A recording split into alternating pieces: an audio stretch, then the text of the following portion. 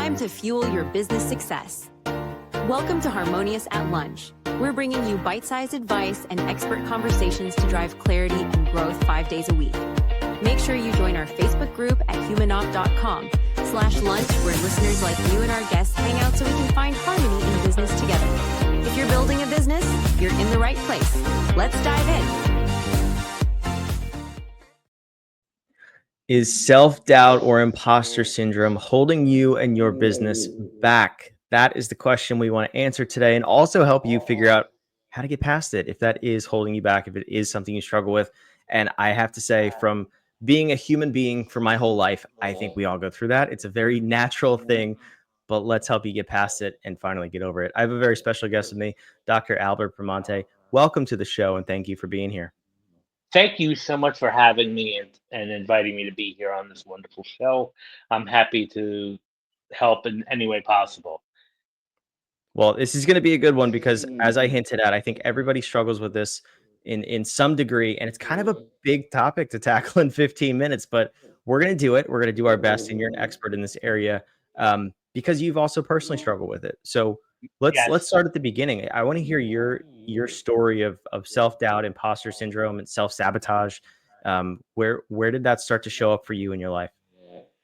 Well, to be quite honest with you, to give you the Cliff Notes version of this, my childhood Mm, and growing up in a family where I was a different child. I was not an athlete. My whole entire family were athletes and really into sports, and that was great. That wasn't for me. I was into reading. I was into books. I was into science. I was into all of the stuff that they were not, and they were interested in stuff that I was not interested in. So for I think most of my life, I always felt kind of like I didn't belong. I didn't quite intellectually as a child. Of course, I didn't intellectually understand what was happening, and that there was nothing wrong with me or them. It was just the reality of the situation. So I would say my most of my adult life, I fell into like the people pleasing trap, the trap of trying to make everyone happy, which, as we all know, does not work and is not going to be an effective strategy just overall. So I would say I most likely sabotaged a lot because of that, trying to make everyone happy and everyone to like me and all of that stuff. I also have struggled a lot, and I still work, because I'm a work in progress. I'm not perfect. I don't claim to be perfect in any way. I Procrastination is a strong thing for me. At least I'm working on it and better at it, but it's still a thing that affects me, and and it affects everyone. I mean, Doctor, almost everyone has some tendency to procrastinate. So, and what I found in my work was that with procrastination, it's a normal process, and B, it's also a symptom of a deeper issue. So it's great to work on the procrastination, obviously by time blocking and scheduling, which is important. However, there's a deeper meaning for that on the psychological level. It's a trauma response. It's actually a much deeper issue that has to be kind of worked with. So, for coaches or for thought leaders that are working with people in the space of procrastination, I think there's should be another element added to that. Doing some deeper work.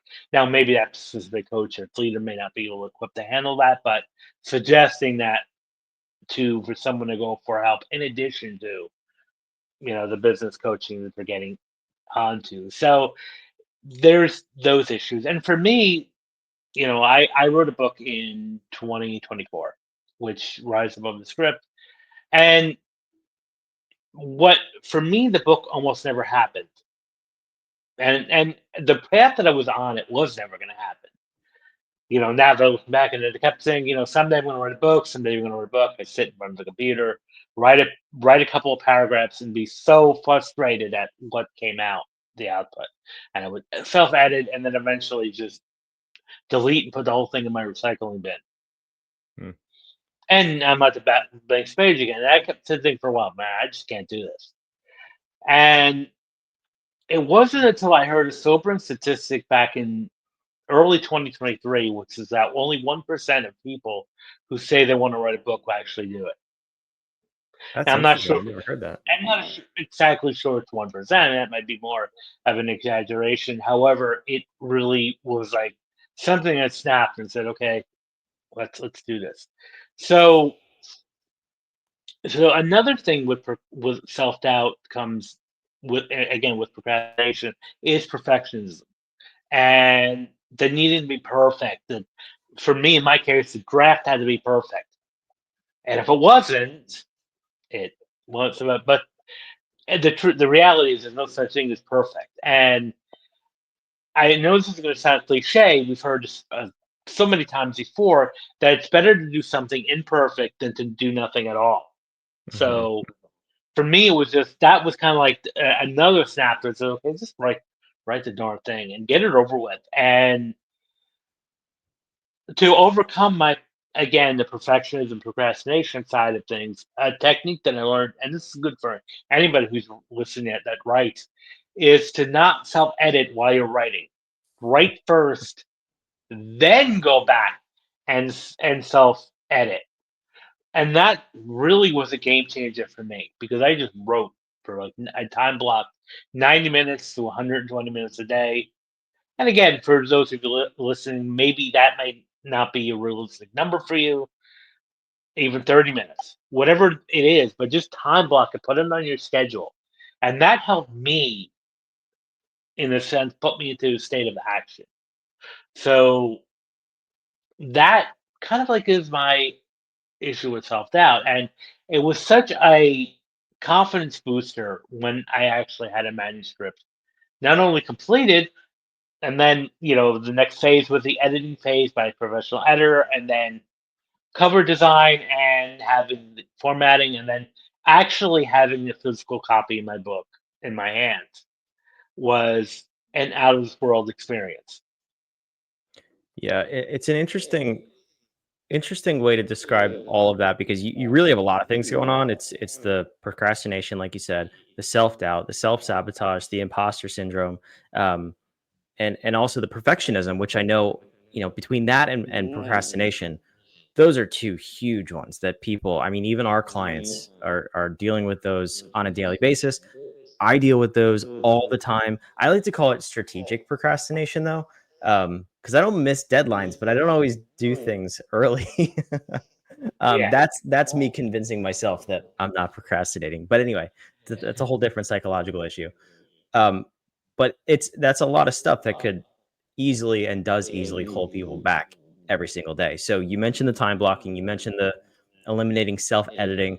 I'm even thinking, like I'm literally procrastinating something right now as we speak that I promised myself I was going to do it last week, and there's no forecast of when I'm going to get it done because I'm not going to see the results for a few weeks or a few months until after I get it done. So I'm like, oh man, if I don't get that instant gratification, I just don't even want to put the effort into it because I know it's going to suck while I'm doing it.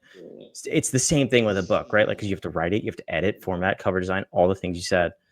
Hmm. What is it that you do now to help you just say, okay, I'm setting aside the time, I'm going to do this thing? Do you set little milestones that you can pat yourself on the back? Like, what is it that helps you get past all of those things that are holding you back? Well, definitely the milestones is that's the most important thing is the milestones, and also scheduling on your calendar, not just someday I'm going to do this. Hmm. Okay, when? Now, even in your case or anybody's case that has these monumental tasks ahead of them, break it down and say, okay, what are the maybe the 6 or 7 or even 10 steps that need to be done? And maybe I'll tackle 1 and 2 today, and then 3 and 4 tomorrow, and actually map it out and say, so this way by the end of the week or the end of 2 weeks, it's done, it's complete. Rather than I know I have to get this done, and this is why most productivity experts will tell you that to-do lists are not as effective than action steps because what happens is a to-do list can grow and grow and grow to a point where you're just looking at a long list and saying tomorrow Okay. And oftentimes, what I hear a lot of people say when they with procrastination, I just don't have the time. You do, because you spend maybe 15 minutes, 20 minutes when you're waking up doom scrolling on social media on your phone. You spend a lot of time on social media that we don't even realize you're doing, aimlessly scrolling, which even if it's a half an hour doing that, that's a half an hour that you could have been using to get one of those checklists or milestones complete of your project that needs to be complete. So the important thing is to take action. And one of my coaches has a really good saying of "Sunday's not a day on the calendar." So when people say, "Well, someday I'll do this," no, today or tomorrow, or start today.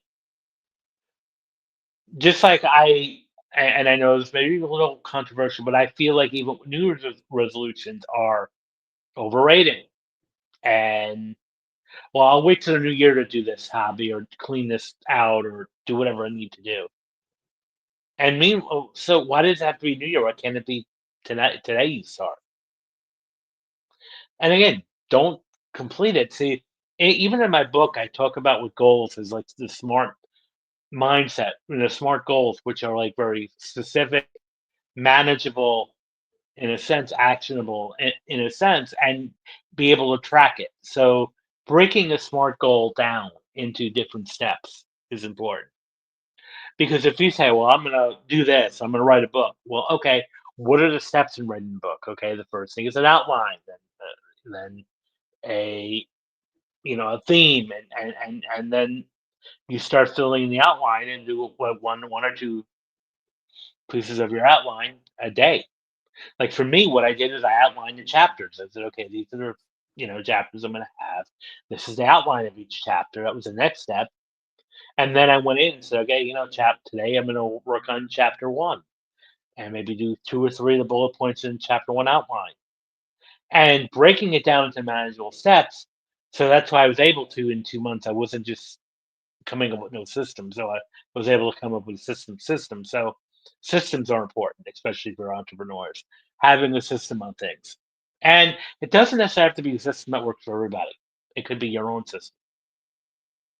Arguably, it should be your own system because then Yeah. you're actually going to use it. But I think what you're hitting on there is this theory of it's not even a theory, just the ambiguity of it, right? If you haven't broken down a goal into the specific steps you need to take, Mhm. the milestones, because writing a book is one thing, but that's a Right. huge task. Like there's so much that goes into writing a book versus today I'm just going to research all of the books that have been written in this area, see which ones I agree with, which ones I disagree with, whatever it may be.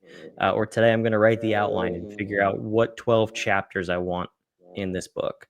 That's a Hmm. whole lot easier to start than tomorrow I'm going to start writing my book. Like that's Exactly. crazy. And that's what I was doing, and that's why I kept starting and stopping until I said, okay, well, let me first come up with an outline. Of where do I want the book to go? I started like mapping out the book. What direction do I want it to go in? What topics do I want to talk about? And I started listening to the topics. Okay, let me organize these into sections and chapters. And then once I had that, I said, okay, now I'm going to come up with subheadings in each chapter, and then I went back and started writing. So instead of just starting writing, which I was doing, I had like eight. I was already doing like 5 steps beforehand, which really helped me stay focused. And then I started writing. And one of the things I found for me was how easier it was. It was a total game changer by when I mapped things out versus when I was just sitting in front of a blank page. Like, what am I going to write for chapter one? Now I already had it mapped out, and Mhm. it was just a natural transition after that, just to start uh, filling the text and filling up the narrative and telling the stories. So it's just a much easier, more linear process. And again, when I say about systems, I mean, 'cause there's a lot of great thought leaders out there. We have Alex Ramosi, Tony Robbins, Gary Vaynerchuk. That's great, and we can adapt from them, but we still should make it our own because we're not that. We're our own person. So we can use them for guidance, but again, we need to develop a system that works for us because their system may not work entirely for us. Yeah. And to be fair, their systems are probably an amalgamation of three, four, 10 other people's systems anyway. So why are we not doing the same thing for Ex- our lives? Exactly, because even though they're great and all, but they're kind of reinventing the wheel.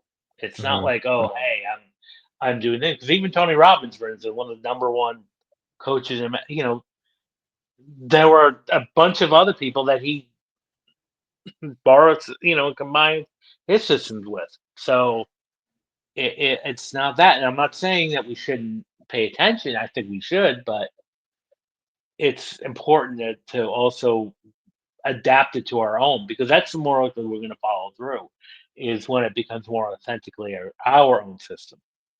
Yeah, I agree. I love this. This is stuff that we need to hear and we need to put in practice because I think at some point we all kind of fall back into that procrastination, whether it's self doubt, imposter syndrome, or just perfectionism. Hmm. There's something getting in the way of us achieving our goals in business, in life, and I love having these refreshers of just, okay, listen, it's human. We're all doing it. Let's just get Right. past it. Let's take it step by step. So, Dr. Albert, thank you so much for being here. If the listeners want to reach out, connect with you, learn more about you, where's the best place to go? Well, you can go to my website, albertbramante.com. You can also find me on LinkedIn, Albert Bramante, Instagram, Dr. Albert Bramante. I'd love to connect. I post a lot of content on LinkedIn, on Instagram, and you can follow up want to schedule a call. Just send me a message. I love it. All those links are down below in the show notes, wherever you're watching or listening. Dr. Albert, thanks so much for joining us. And thank you for having me. So I hope we answered the question for you listening. How do you get past imposter syndrome? Are you struggling with it? Self doubt, all of those things. Put something in practice from this episode. If you struggle with any of that, anything we talked about, go take action on it. Re listen to this episode, pull out the nuggets, and we'll see you on tomorrow's episode of Harmonious at Lunch. Another episode of Harmonious at Lunch in the books. I hope this episode made you think and you grabbed some actionable ideas to propel your business. Don't forget to like, comment your takeaways, and subscribe wherever you're listening so we can help more entrepreneurs just like you achieve harmony in their life and business. For cutting-edge tools that bring clarity to your people and processes, check out humanoff.com to download our app today.